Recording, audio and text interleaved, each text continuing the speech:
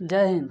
आज के वीडियो में हम बात करेंगे इलेक्ट्रिक करंट के बारे में। ठीक है, जैसा कि इससे पहले कि हम लोग वीडियो बना चुके थे, अगर वो वीडियो आपने नहीं देखा है तो उस वीडियो को पहले देख लेना और उसके बाद इस वीडियो को देखना, तभी समझ में आएगा। ठीक है, कि प्रतिरोध क्या है, समांतर क्रम श्रेणी क्रम संयोजन के बारे में इस वीडियो में हम बात करेंगे। ठीक है, और चैनल को अभी तक सब्सक्राइब नहीं किया है तो कर ले, क्योंकि सब्सक्राइब करने से ये होता है कि जो भी वीडियो मैं अपलोड करता हूँ वो आपके यूट्यूब वीडियो के होम पेज पर आ जाए। ये फ़ायदा होता है सब्सक्राइब करने से। ठीक है, तो आइए देखते हैं। तो पहले पिछले वीडियो में बता चुके थे कि प्रतिरोध क्या होता है। तो प्रतिरोध एक प्रकार का रुकावट होता है जो इलेक्ट्रिक करंट को फ्लो करने से रोकता है। ठीक है, तो प्रतिरोध का सिंबल हम बता दिए थे कि इस प्रकार का होता है। ठीक है, और इसके आगे हम बात करेंगे कि प्रतिरोध जो है, चालक का प्रतिरोध निम्न बातों पर निर्भर करता है। यानी ऐसा कौन सी बात है जिस पर निर्भर करता है ये प्रतिरोध। तो सबसे पहला चालक की लंबाई पर। चालक की लंबाई कहने का मतलब है कि जितना ज़्यादा आपका वायर लंबा होगा उतना ही ज़्यादा प्रतिरोध होगा। क्या बोले कि जितना ज़्यादा लंबा वायर होगा आपका उतना ही ज़्यादा आपका प्रतिरोध होगा। जैसे पहले के समय में जो चार्जर था, मोबाइल चार्जर, वो बहुत लंबा आता था, लेकिन ये वाला देखो चार्जर ये इतना छोटा कर दिया। क्यों? क्योंकि वो जानता है कि ज़्यादा प्रतिरोध, ज़्यादा लंबा तार रहेगा तो ज़्यादा प्रतिरोध होगा, और ज़्यादा प्रतिरोध होगा तो मोबाइल उतना ही स्लोली चार्ज होगा। इसलिए अब के समय में जब न्यू टेक्नोलॉजी आया तो उसमें चार्जर के तार को छोटा कर दिया गया, ताकि जब छोटा तार होगा, छोटा लंबाई होगा तो छोटा प्रतिरोध होगा। अब छोटा प्रतिरोध होगा यानी कम प्रतिरोध होगा तो उतना ही तेज़ी से आपका मोबाइल चार्ज होगा। तो समझ गया पहली बात कि तार की लंबाई ज़्यादा होने से आपका प्रतिरोध उतना ही ज़्यादा होगा। इसलिए देखना, जब हम लोग लगाते हैं या बैटरी से डायरेक्ट अगर हम लोग को बल्ब जलाना या पंखा जलाना है तो उन लोग देखना बहुत छोटा से छोटा तार रखेगा। ठीक है, लंबा तार नहीं रखता है, क्योंकि वो जानता है कि लंबा तार रखेंगे तो वहाँ पर प्रतिरोध ज़्यादा होगा, उनको करंट ज़्यादा खाएगा। इसलिए हम लोग कम से कम तार का यूज करते हैं। सेकंड पॉइंट पर चलते हैं, तार की मोटाई पर। देखना, तार की मोटाई अलग अलग होती है। जो 5 रुपया मीटर लेते हो उसमें देखना एकदम पतला रहेगा, 0.1 mm। उससे मोटा लोगे तो 0.2 mm, उससे मोटा लोगे तो 0.5 mm, 2 mm, 2.5 mm, 3 mm, 5 mm। तो जितना ज़्यादा मोटा तार होगा, ठीक है, उसमें प्रतिरोध उतना ही कम होगा। ठीक, जिसे देखो तार की मोटाई पर R directly proportional to L/A, यानी कि लंबाई ज़्यादा होगा तो प्रतिरोध ज़्यादा होगा। ये का चीज़ है, एरिया बताता है। जैसे कोई भी तार लोगे तो यहाँ पर जब छिलते हो मुँह से तो उसका वो एरिया होता है।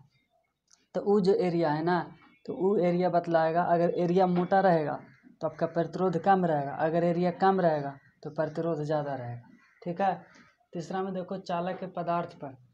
अब ये भी निर्भर करता है कि हम जो वायर लिए हैं वो किस मटेरियल का है। ठीक है, किस धातु का बना हुआ है, सोना के है कि चांदी के है कि तांबा के है कि एल्युमिनियम के है कि लोहा के है।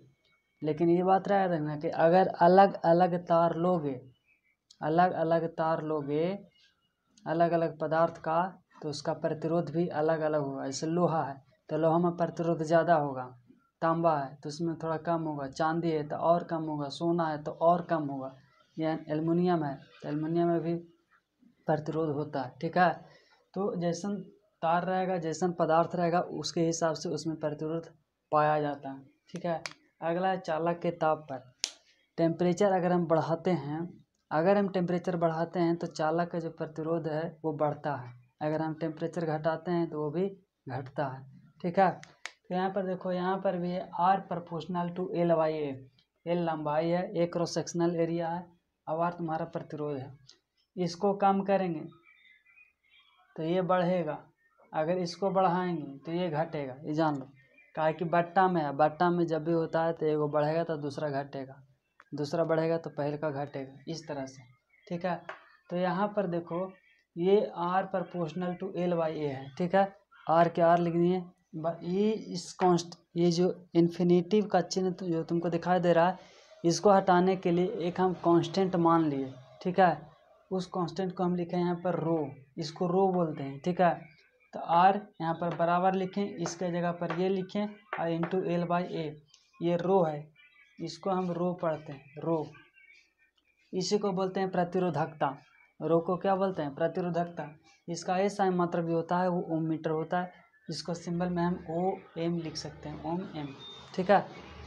तो जाहिर सी बात है तुम लोग को समझ में आ गया होगा। एक बार इसको स्क्रीनशॉट ले लो ताकि तुम लोग को समझने में आसानी हो, ठीक है। तो समझ में आ गया होगा। आइए अब देखते हैं आगे इसका प्रतिरोधों का समझ। ये बहुत इम्पोर्टेंट है एग्ज़ाम के व्यू से भी, और ये हमारा पॉलिटेक्निक या IIT होता है उसमें इससे बहुत 5 क्वेश्चन इससे आता है खाली।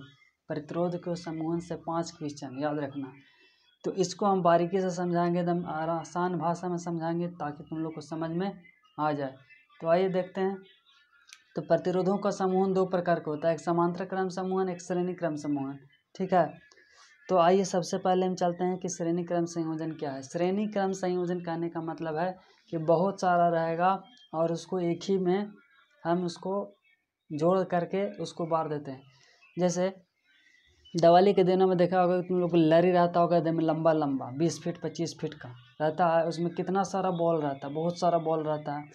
तो अगर हम देखें, अगर वो बॉल है, ठीक है, और अगर मतलब कि 32 बॉल है, तो 32 बॉल को अगर हम दूर तार से जोड़ेंगे तो हमको कितना एकदम लरी झरी हो जाएगा, है ना। तो उसमें हम क्या करते हैं कि सब को एक ही सीरीज में जोड़ देते हैं, यानी कि एक तार ले जाते हैं, दोनों को एक ही बॉल में लपेटते लपेटते चल जाते हैं, एक लरी तैयार हो जाता है। तो वो श्रेणी क्रम संयोजन है, ठीक है। समझ में आ रहा ना बात। श्रेणी क्रम में होता है कि 2 3 4 जितना होगा सबको एक में जोड़ देंगे और एक बार टिपेंगे तो सब बॉल भर जाएगा, ठीक है। तो उसको बोलते हैं श्रेणी क्रम संयोजन।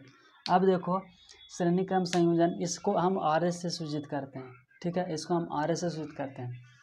तो इसको समझने के लिए पहले हम ग्राफ बनाते हैं। चित्रानुसार हम देखते हैं कि इसमें एक स्विच S जोड़ा हुआ है, बैटरी जोड़ा हुआ है, 3 गो प्रतिरोध है R1 R2 R3, ठीक है, और 3 गो विभव जो होगा V1 V2 V3 हो जाएगा, ठीक है। अब इसमें देखो कि इसमें 3 प्रतिरोध कौन कौन है। वो प्रतिरोध का नाम कुछ है, एक प्रतिरोध का नाम AB है, दूसरा प्रतिरोध का नाम BC है, तीसरा प्रतिरोध का नाम CD है, ठीक है। तो इसमें हम करते क्या है, और देखो ये तो पहल का फॉर्म था, और जब इसको हम जोड़ दिए, यानी पूरा के जोड़ दिए तो कुछ बन गया, A से D हो गया पूरा फाइनली, A से D तक, ठीक है। वही आई, वही बैटरी, वही स्विच, वही ये RS हो गया, मतलब सीरीज कर दिए, ये तीनों के जोड़ दिए। तो जोड़ दिए, अरे नहीं समझ में आ रहा। जैसे बोलेंगे कि 2 + 3 + 5 कितना हो गया, 10 हुआ। तो ये सब के जोड़ दिए R1 R2 R3 के, तो टोटल कितना हो जाएगा RS, मतलब टोटल R कितना हो गया, तो RS हो गया। तो वही जोड़ दिए तीनों के, तो RS आया, ठीक है। अब देखो R1 R2 R3 प्रतिरोध है, V1 V2 V3 विभव है। श्रेणी क्रम संयोजन कहते किसको हैं? ये देखो पहला प्रतिरोध है, तो पहला प्रतिरोध के दूसर का सिरा B, और दूसर का प्रतिरोध के पहला सिरा, यानी इसका अंतिम और इसका शुरुआत, फिर इसका अंतिम और इसका शुरुआत जोड़ दिए, और इस प्रकार से और आगे होता रहेगा। तो उसको हम बोलते हैं श्रेणी क्रम संयोजन। कहने का मतलब है कि पहले प्रतिरोध का अंतिम सिरा, दूसरे प्रतिरोध के पहले सिरा, फिर दूसरे प्रतिरोध का अंतिम सिरा और तीसरे प्रतिरोध के पहला सिरा, और इस प्रकार से आगे हम सीरीज करते हैं। तो इस प्रकार के संयोजन को श्रेणी क्रम संयोजन कहते हैं, ठीक है।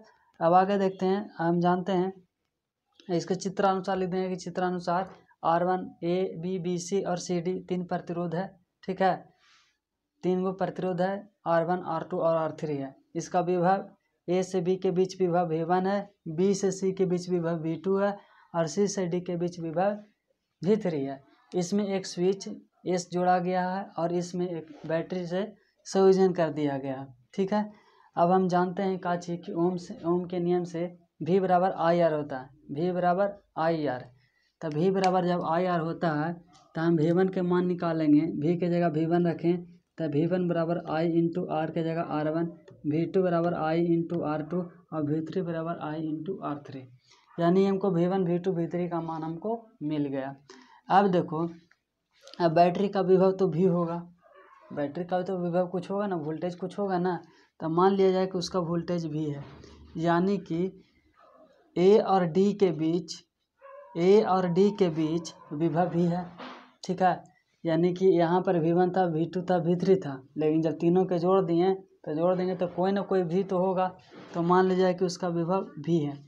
तो यहाँ पर V जो टोटल V कितना हो जाएगा, जब बैटरी में जाएगा वोल्टेज पूरा तो V1 plus V2 plus V3 हो जाएगा।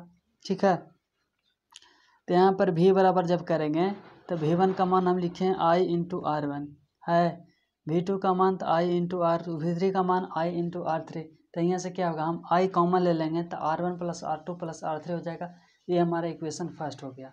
अब सेकंड इक्वेशन में देखते हैं, तो माना कि A और D के बीच कुल प्रतिरोध कितना हो गया। हम बोले थे कि कुल जोड़ दिए इसको, यानी तीनों के जोड़ दिए तो मेरा प्रतिरोध आ जाए RS आया।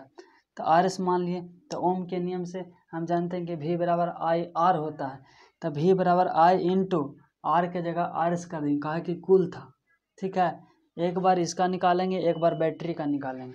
तो बैटरी का निकालें तो V बराबर I इंटू RS आया। अब समीकरण 1 ये हुआ, समीकरण 2 हुआ। तो देखो LHS में देख रहे हैं कि V और V दोनों बराबर है, तो कट जाएगा। अब बच गया देखो RHS में I into R1 plus R2 plus R3, तो I into R1 plus R2 plus R3 हो गया। और ले इसमें बच गया का चीज I इंटू RS, तो I इंटू RS, तो I से I कट गया तो बचा का चीज RS बराबर R1 plus R2 plus R3। यानी कि ये जो हो गया श्रेणीक्रम संयोजन का प्रूफ हो गया इतना समय।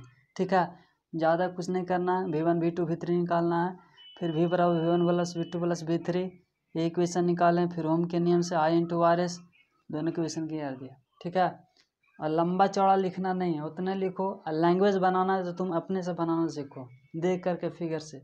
ठीक है, तो इसके बाद हम लोग चर्चा करेंगे समांतर क्रम संयोजन क्या है।